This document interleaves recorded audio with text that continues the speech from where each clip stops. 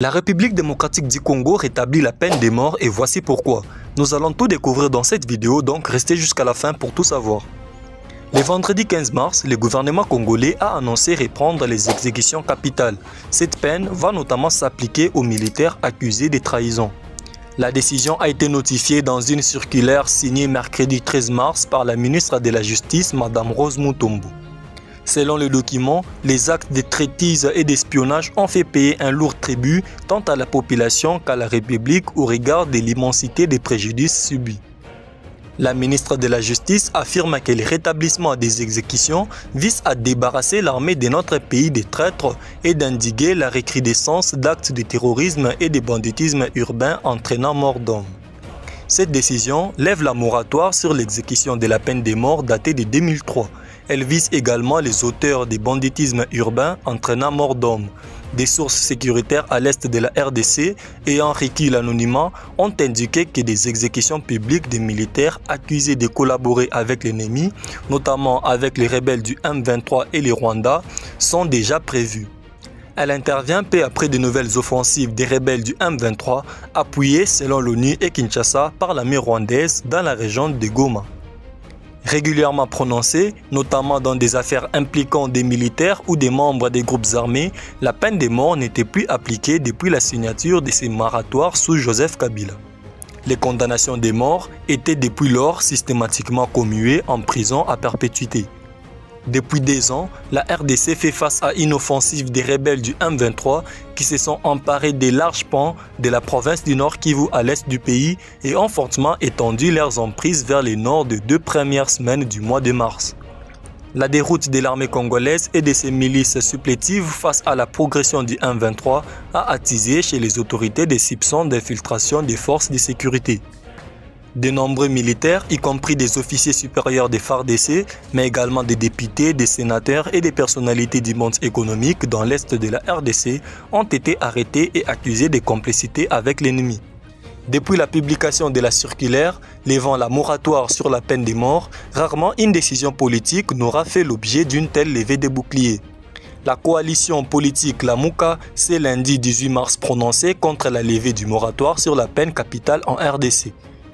Dans une déclaration faite ce lundi, le porte-parole de cette plateforme de l'opposition politique, Prince Epenge, explique que restaurer la peine de mort en RDC, c'est vouloir résoudre un problème en créant un autre.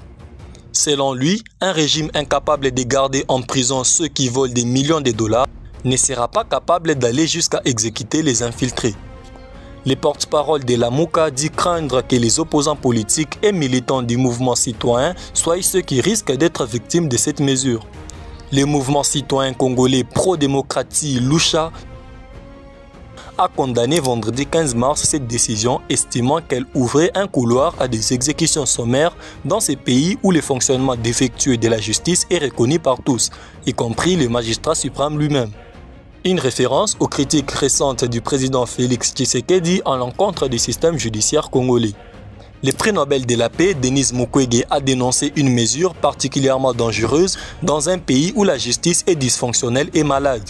C'est ironiquement les propres termes qu'a utilisé le président Félix Tshisekedi le 22 février dernier pour qualifier la justice congolaise. Denis Mukwege recommande l'abolition pure et simple de la peine de mort et plaide pour une réforme profonde des secteurs de la sécurité et de la justice. Avant de souligner que de nombreuses études ont démontré le caractère non dissuasif de la peine de mort. Pour l'opposant Martin Fayulu, le rétablissement de la peine de mort menace les résistants et opposants politiques et a fustigé la volonté affirmée du régime de consolider sa dictature.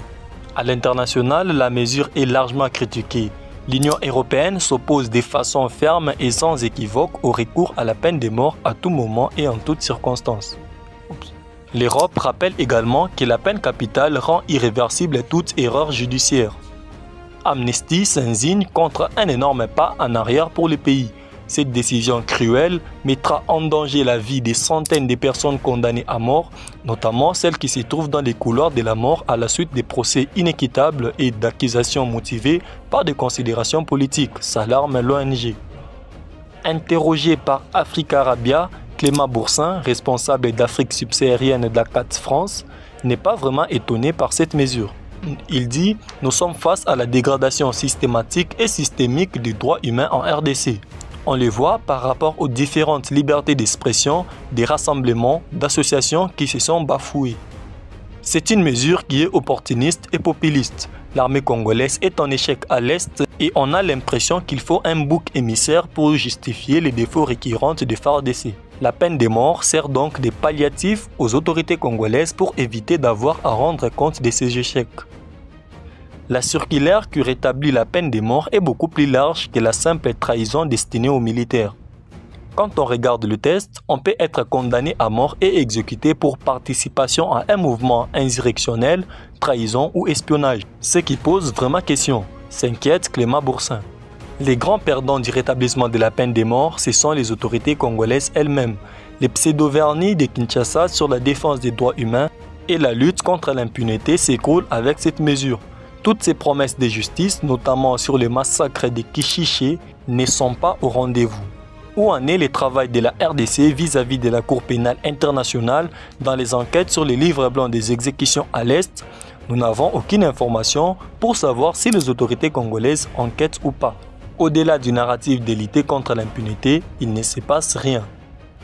Les retours de la peine capitale en RDC pourraient avoir des conséquences inattendues, notamment les refus par certains pays d'extrader des personnalités visées par des plaintes au Congo si elles risquent d'y être exécutées.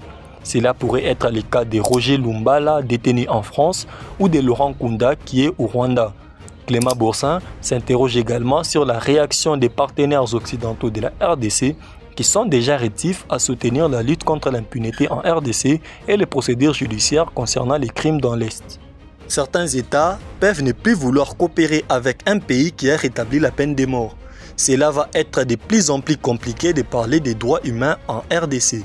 Mais surtout, cette mesure tombe vraiment en contre-courant de ce qui se passe sur le continent africain qui est plutôt sur une pente abolitionniste. Mais la charge la plus virulente contre le rétablissement de la peine de mort vient de l'Église catholique.